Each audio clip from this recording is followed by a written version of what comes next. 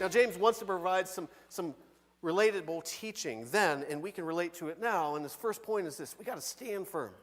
We got to stand firm. And so what he does is uses a farming analogy, comparing two things. They would have understood that then, and we can understand that farming analogy even still today. And so take a look at the rest of verse 7 and into verse 8. He says, "See how the farmer waits for the land to yield its valuable crop, and how patient he is for the autumn and spring rains." And I want to stop right there because that's a little different than our normal farming. Here in western Pennsylvania, our farming is from the spring, April, May, until the fall, October. What he's saying here is their cycle in Jerusalem and the surrounding areas is opposite of that. It starts in October, ends in April, and it starts with these fall rains. They would loosen up the soil so they could till it, so they could plant seed, and then there would be a growing season where these spring rains would come, and at the end of the day, the farmer is patiently waiting for the harvest, is what he's getting to. He's waiting for the harvest to come. And then in verse 8, James writes, "You too be patient and stand firm, because the Lord's coming is near." Notice he says that again, just 2 verses later. He's reminding us of the same thing, but he's comparing it to the farmer. So let's dig in to this idea of what he means by the farmer. So a farmer would till up land, plant seed, it would grow, weather happens, stuff produces, it stands firm in the ground, and then at some point, his goal is looking at the harvest. However, things are going to come up for the farmer. Regardless of the situation, the farmer, as it says in that verse 7, has to be patient. Why? Because things are going to happen that are out of his control. He doesn't know if the seed is going to grow. It could be bad seed. He doesn't know if the soil is in the right condition, the right state for it to grow the product, or to hold the product in place when the winds and the rains come. And he definitely has no control over the weather. The farmer has no control over the rains, how much it rains, how often it rains, how much sun there is, how much sun there isn't. If you live in western Pennsylvania, you get that joke. How much sun happens at all. He's not controlling the winds and the tornadoes or anything that might come, insects, bugs, animals. And he definitely doesn't control the early frost or the late frost. The farmer has no control over any of that, and so he can worry and fear and stress out, or he can choose to be patient and wait. He can choose to be patient and wait. And that's what he says in verse 7. Take a look at that again. The farmer waits. The farmer waits for the land to yield its valuable crop, and how patient he is. See that? He's using that word patient again. He's without complaint. He's bearing pain. He's going through periods of suffering because he doesn't know what's going to happen. But he doesn't give up hope because he's looking at the harvest. He's not looking at the day. He's not looking at the 4 weeks without rain. He's not looking at any of that. He's looking completely at the end and the harvest. And that's what James is trying to connect the dots to. Stuff's going to happen. And James is saying, hey, you got to be patient. You got to bear these things just like the farmer. Why? Because the farmer sees something very important. He says, see how the farmer waits for the land to yield its valuable crop. There's importance in what the farmer's doing. He doesn't just plant it and walk away. He plants it, and he sees value in that. Value for food for his family and for his animals, protection maybe. He sees value in the income that it generates so that he can earn a living and pay for things. And friends, that's what James is saying to us, that it's valuable to the farmer for the harvest. It should be just as valuable for us to grow and mature in our faith, to look at what's coming, which is Jesus coming back. We should value that. We should treasure that. That should be one of the most important things, because tough times are going to come, and we need to have this faith and the patience. Now, for the farmer, he wasn't done when he planted that. Even though these weather things are out of his control, weeds start to grow. And we see him out there in the field spreading fertilizers to kill the weeds, and we see insects and bugs and animals, and he's taking care of those, and he's watching over the crop. He's doing everything that he can to make sure his crop is going to be valuable, time and time again. So what are we doing while those trials and those issues and those moments of suffering come? We need to be prepared. We can't be idle. Are we talking to God? Are we praying to God? Are we working with one another? Are we helping each other out? Or are we losing focus on what's going on? And that's exactly what James comes to next in verse 8. He says, you too, just like that farmer who's not idle, who's working hard, who's doing everything he can, who's focused on the end goal, you too be patient and stand firm because the Lord's coming is near. Why would he use those words, stand firm? Because he wants us to be rooted and planted, because those tough times are going to come and they're going to knock you over. And when you do that, you're not going to seek patience. So you're not going to ask for patience. You're going to be in a response mode instead of a proactive mode to respond to it. You're just going to be reactive. And just like a cornstalk, we can all relate to that. Those winds come, but that cornstalk is rooted in the ground. It's standing firm. No matter how strong that wind is, it's going to stay upright. And that's what James is saying. We have to stand upright in the same way, because stuff is going to come to knock us down time and time again. And we can't focus on that. We have to focus on the bigger picture of Jesus coming back. While I was out west last week, it came to me as I'm watching over 5,000 geese come in to roost in the dam right above the river I was fishing in. Every night at 5:15 or 5:16, every night, like clockwork, the skies turned black with the amount of bird that was flying over my head. And I looked down because other stuff falls down when birds fly over your head. But they would land in the lake for protection, for nighttime. And then, no doubt, at 7:15, 7:16 every morning, that 5,000 plus bird take off from the lake and fly back over us every day to find food, to find whatever throughout the day. Did I have anything to do with protecting, feeding, whatever? No, I had nothing to do with that. And based on what was coming down from the sky, they ate well every day. There was no doubt about it. But that's all God. God wanted to help them. God provided for them. God protected them. I had nothing to do with it. And the Bible teaches us in the book of Matthew that if God does that with the birds, how much more does he do with us, those that he created and those that he loves? And we tend to forget that because we forget to seek him time and time again. And friends, that's what James is getting back to, is we need to be ready. We need to be ready. Just like the farmer's ready for the harvest, we need to be ready ourselves for when the Lord comes back. But unfortunately, we live in a society that is a I want it now, give it to me now society. I want it now. Give it to me now. Because here's what happens. Lord, my marriage is a mess. All right, it's been 5 minutes. I guess you're not going to help. I'm going to go on. Lord, I don't know. I overspent. I got credit cards out, the whatever, and Christmas is coming up. So I need your help. And guys, put a financial plan in my life. 7 minutes. Black Friday's coming. I better spend more. We want it now, even with God. And while I was talking to some of my buddies this week fishing, they said, God, the creator of all the universe, the one that we believe in, the one that should be our focus, is being replaced by a God named Google, Siri, or Alexa. You see, because when you call on that God, the worldly God, it responds to you within seconds based on your Wi-Fi connection. And it tells you whatever you want to know. Google, what's this? Alexa, what's the temperature today? Siri, how do I get there? Boom, it tells you, and it gives you the information you want right away. Because we are an impatient people, and so, hey, I'm going to serve, I'm going to worship that, I'm going to follow that instead of seeking God for patience. Because when we ask God to help with our marriages or our finances or our homes, our relationship, our parenting, or whatever it is, it's not immediate like that, and we want it immediately.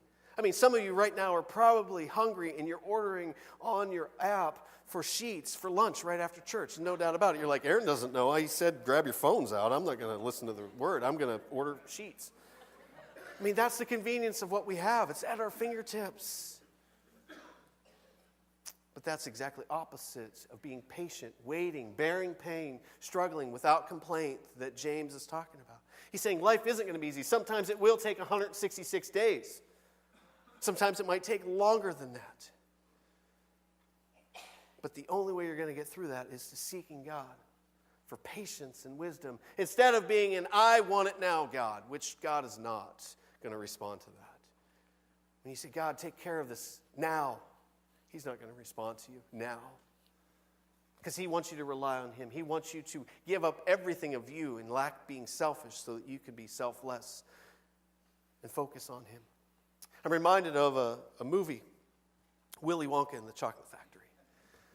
Years back, Gene Wilder, wonderful portrayal of Willy Wonka. And in that movie, there's a scene where Wonka's going through the big factory, and they get to this place where there's this big goose, and he's laying this golden egg. And there's this character, Veruca Salt, and she sees this, and immediately she says, I want one of those, Daddy. That's my best British voice for this morning, I'm sorry. And here's what happens. The dad hears that and immediately pulls out his checkbook, and he's like, hey, Wonka, how much? How much for the goose that lays the golden egg? I'll buy it right now. You name the price, I'll get it to you. My daughter wants it. I'll get it. And Wonka's like, it's not for sale. And that's exactly what God does with us. He's like, hey, it's not about what you want right now. It's what I know you need to get through right now to mature and grow in your faith and in me to get you through this so that you can stand firm. That's what the God of the universe that we worship, that we trust in, that we believe in, wants to do for us, who's right here with us. And he's saying, I'm not an I want it now, God. It's an I want you now. I want you in my realm. I want you to seek me now. I want you to do everything. Humble yourself before me. And it may take 166 days of you asking me before I answer that. That's the God that we serve. That's what James was reminding. He's saying, no matter what, though, be ready. Because during that 166 days, you might be suffering so much and the Lord might return in that time. And you don't want to miss it. You don't want to miss it. It's kind of like the person who had surgery and has to have rehab. You know, we have surgery, fix something broken, a leg, a shoulder, an arm, finger. And we get surgery and we think, okay, I'll be home the next day and in 3 days I'll be back to work and I'll be back to normal. And we all know that's not it. And the doctor says, hey, 6 weeks of rehab and therapy and visits and medication and all these things, and you'll be back to normal. And it gives us this hope. It gives us something to look forward to, just like the farmer is looking forward to the harvest. James is saying we should look forward to Jesus coming back. The doctor's saying, hey, in 6 weeks you're going to be healed. We all know that doesn't work. It takes 6 months. But we still try. We still move forward. We still go forward with this idea anyways, because there's something to hope for. That's what James is instilling. He said, don't give up hope. Don't give up. But unfortunately, when we are going through times of suffering and trial and pain, we do something else. And James knows it. James is seeing it in these believers. He's hearing it, and that's don't grumble. James is saying, don't grumble. James likes to come back to this idea of communication time and time again. In everything, almost in every paragraph that he writes in his book, it's all about how we relate and how we talk and how we communicate with one another. And once again, he's seeing this. He's saying, you're not being patient with God, and instead, you're grumbling.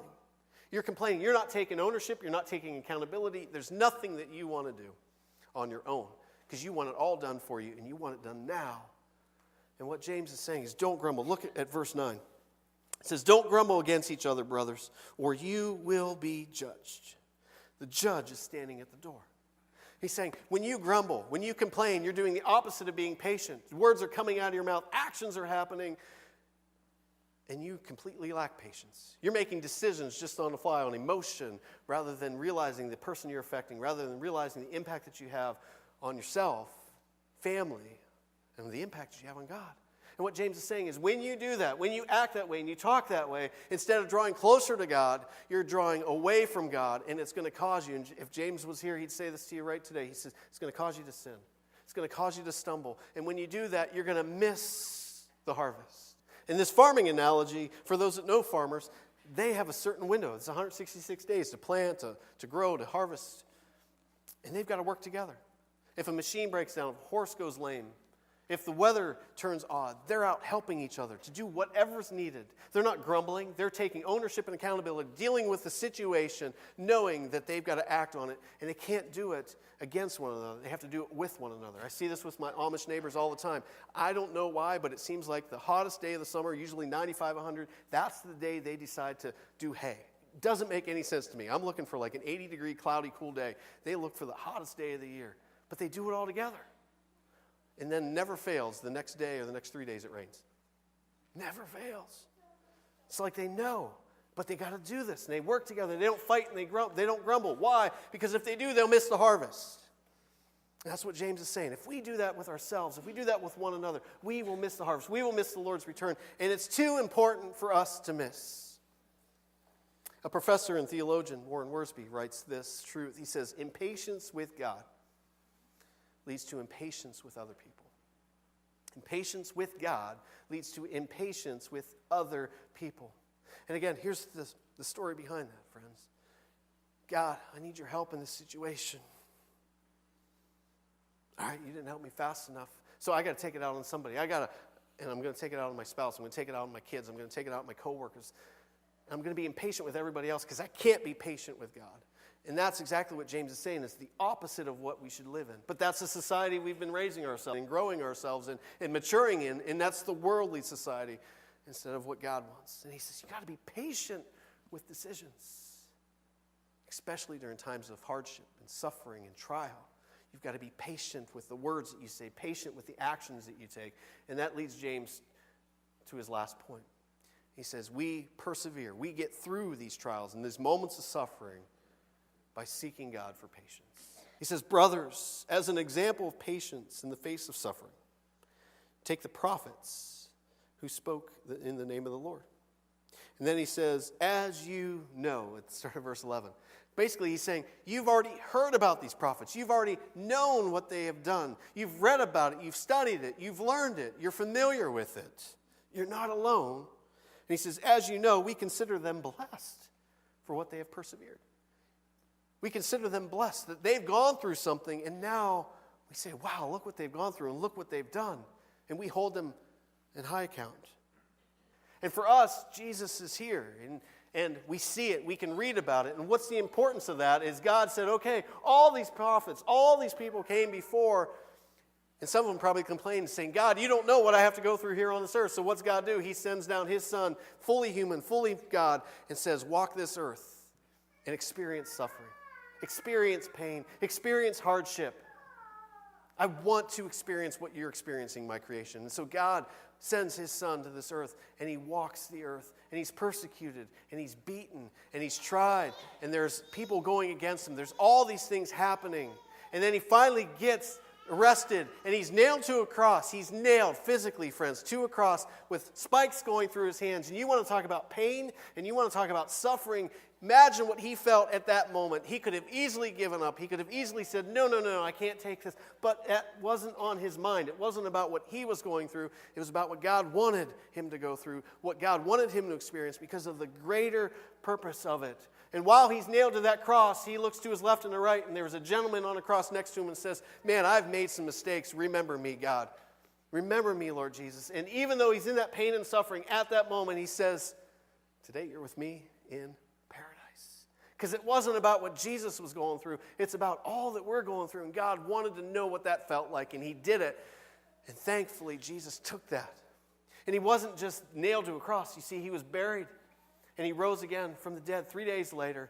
And then he came back and said, hey, I'm preparing a place for you. Be ready. Mature in your faith. Grow in your faith. Live in your faith. Because I'm coming back. Be ready.